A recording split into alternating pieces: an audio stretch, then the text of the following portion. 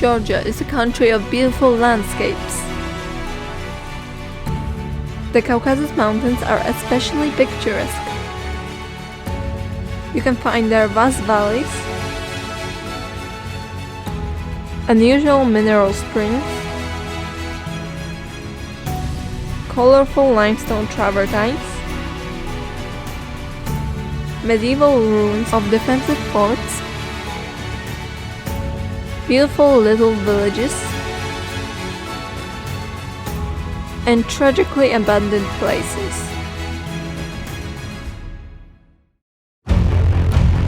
Welcome to Extremely Local Travels, Georgia.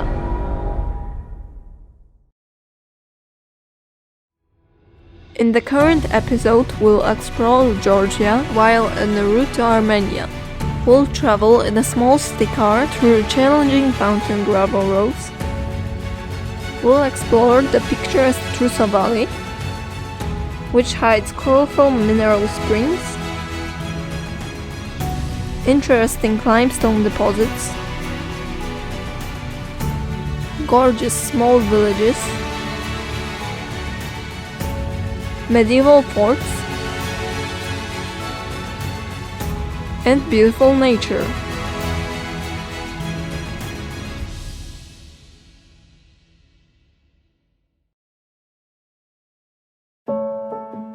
This video is a continuation of our journey from Central Europe to Armenia. A journey in a small city car Fiat Punto. A car completely unsuitable for difficult gravel roads. But this car did a great job in the Caucasus mountain valleys.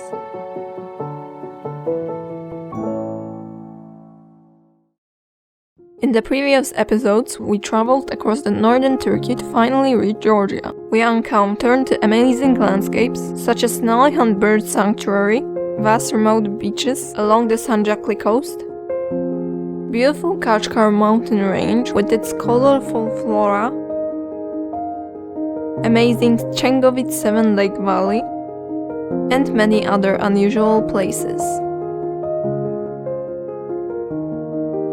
Now it's time to enjoy Georgian landscapes.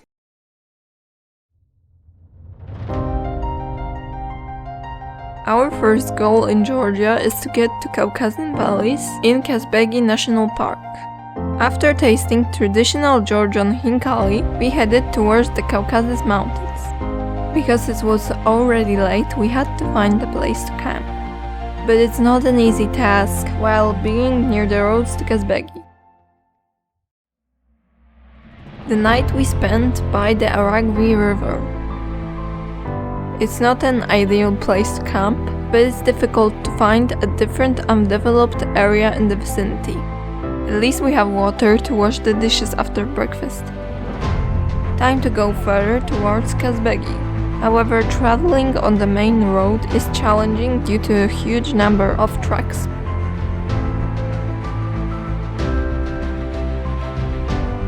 Finally, after a few hours of driving, the majestic peaks of the Caucasus Mountains revealed themselves to us.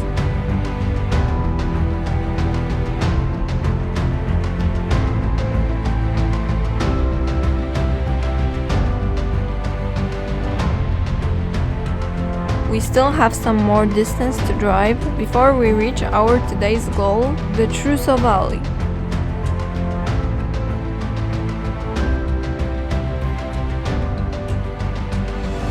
The road to the valley is quite difficult for a city car, and the condition of the road deteriorates with distance.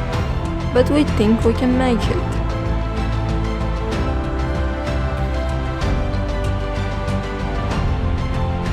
You have to be either brave or stupid to go here with the small city car. But I think the views are worth it.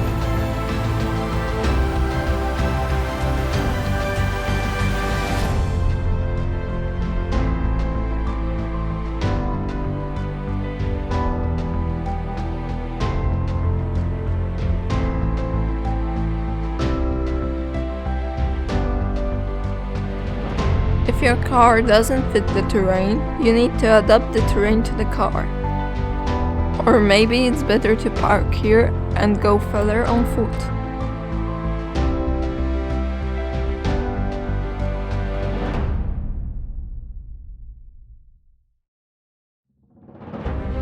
The Truso Valley is considered one of the most beautiful valleys in Georgia.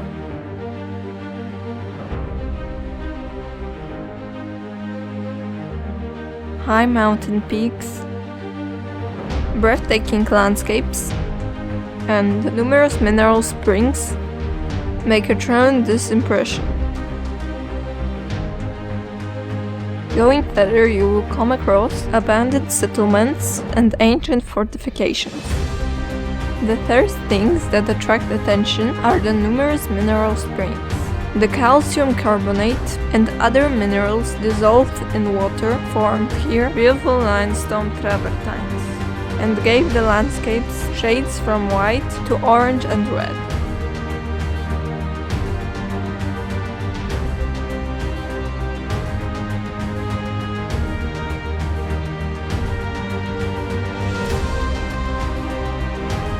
Near the almost abandoned village of Ketrisi, you can observe the most colorful travertines.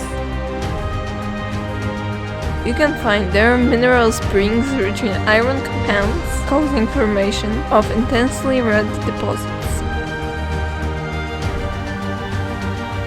In addition to iron, the water is also rich in sulfur compounds, which give it a characteristic smell of rotten eggs.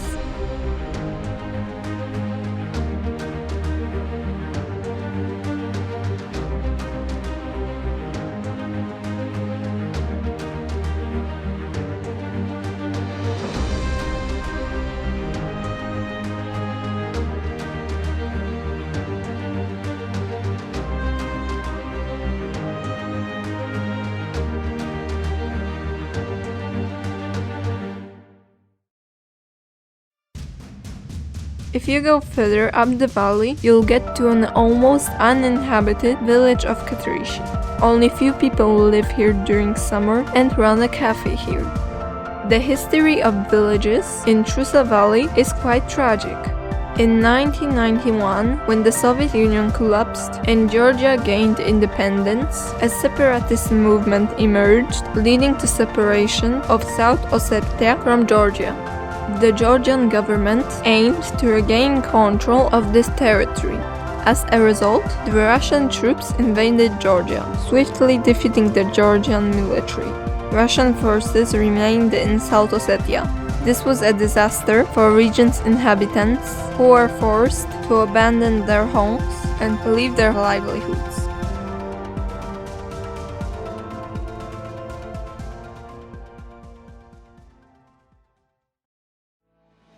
After passing the Ketrisi village, we strayed from the main path of the Truso Valley and headed south along the slope towards the beautiful Kelitsadi Lake.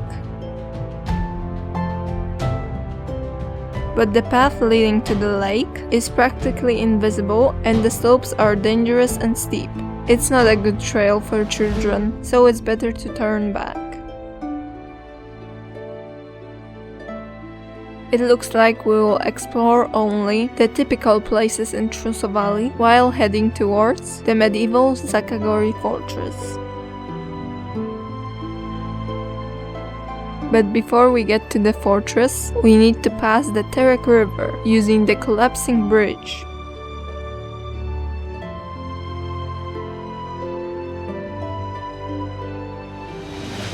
The road will first take us to the Abano Village.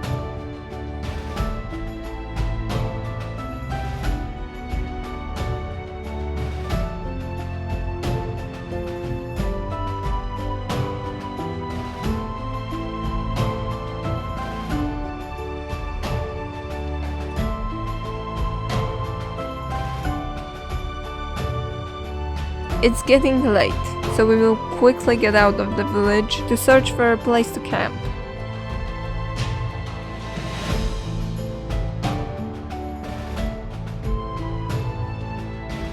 We decided that the best place to spend the night is right next to the Zakagori Fortress.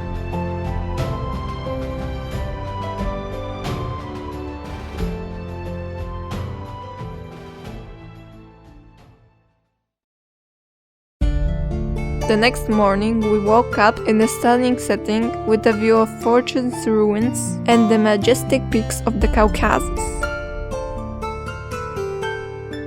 Let's explore the fortress in more detail. The ruins of medieval Zakagori Fortress are located about 18 kilometers deep into the Truso Valley and stand at an elevation of 2240 meters above sea level. Such fortifications can be found in many places in Georgian Caucasus. In the Middle Ages, the fortress played a crucial role in the defense of the valley. The frontier extended to the former Kingdom of Alania, which is now the Republic of North Ossetia. The specific location of Georgian valleys in the Caucasus Mountains exposed them to attacks from neighboring states. Thanks to the presence of fortifications, mountain valleys were very difficult to conquer.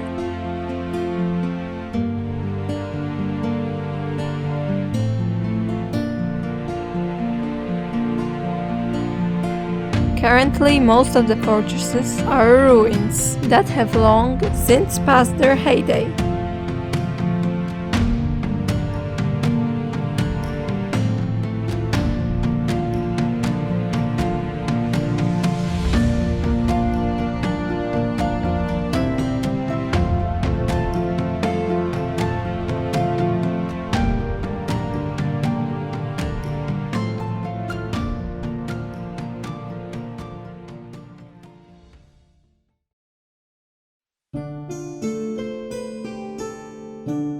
The Truso Valley extends much farther beyond the area of the fortress ruins.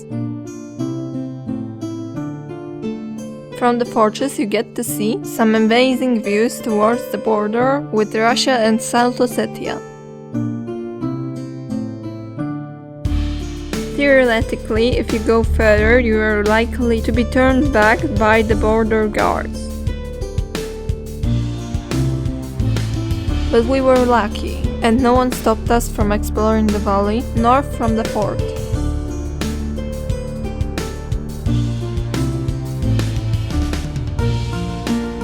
In the far distance you can clearly see the high snow-covered mountains of the Kazbegi Massif.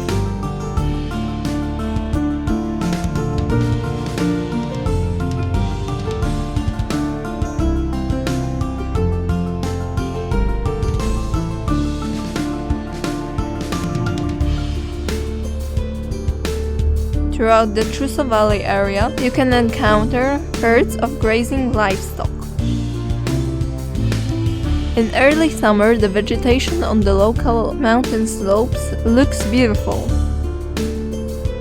You can find many species of flowers here, and the landscape shimmers with all colors.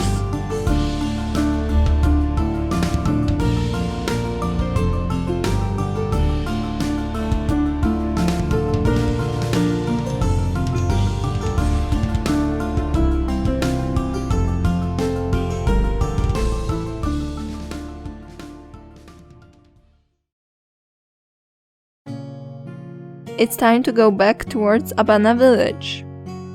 This village is not as depopulated as the other villages nearby. You can find here some medieval towers, a cafe, a few houses, and a small historic church. The church itself and the scenery around it are very beautiful.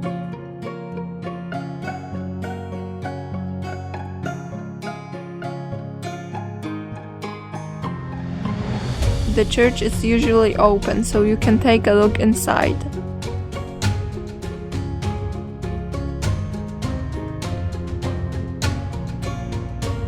You can find some cute farm animals near the village.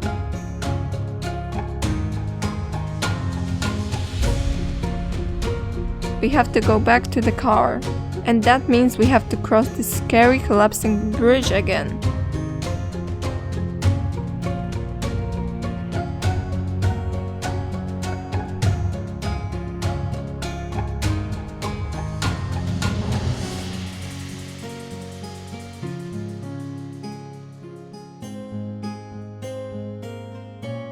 The return path leads down the Turk River. In many places you can see reddish spots with mineral springs. Visiting the Truso Valley was like entering a strange and forgotten land, a feeling reinforced by the white, yellow and orange travertines, limestone deposits formed by natural mineral springs dotting the ground. It's a remarkable sight.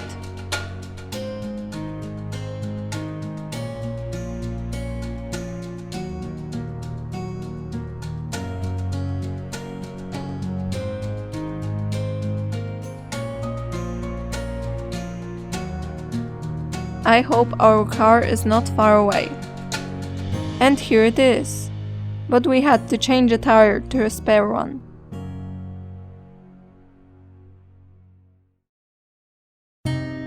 Let's continue our journey. New adventures await. Our original plan was to reach Abano Village via the famous gravel road. But due to the heavy rainfall, landslides occurred in those areas and the road became impassable, so we were advised not to go there. As a result, we shortened our stay in Georgia. We passed through Tbilisi without any interest in the city, focusing on finding a place to camp.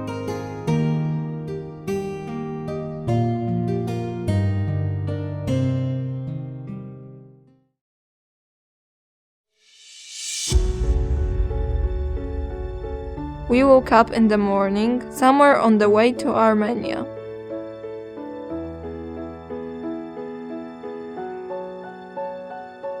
We chose our campsite randomly. And since there was an open pit mine nearby, it wasn't a very peaceful place. It's time to go towards the Armenian border. But the quality of this international road is quite shocking. We expected to see bad roads in Armenia, but it turns out that Georgia also has some roads in a terrible condition. And you can come across many Russian trucks here that certainly don't meet the Euro 6 emission standards. Finally, the border. To cross the border by car, we were required to pay a 25 euro fee for, well, no one could tell us what it was for, probably a road usage fee. As it turned out later, these roads were in exceptionally poor technical condition. We spent about half an hour filling all the needed papers, then we were able to enter Armenia.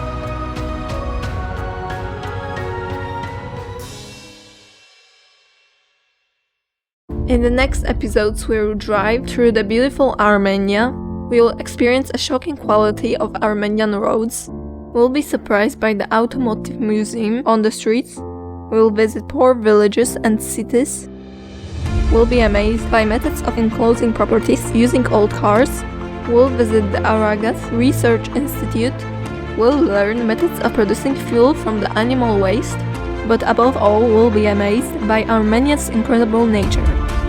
While going back to Europe, we'll visit many amazing Turkish places, forgotten castles, unusual landscapes, beautiful lakes, and ancient stone cities.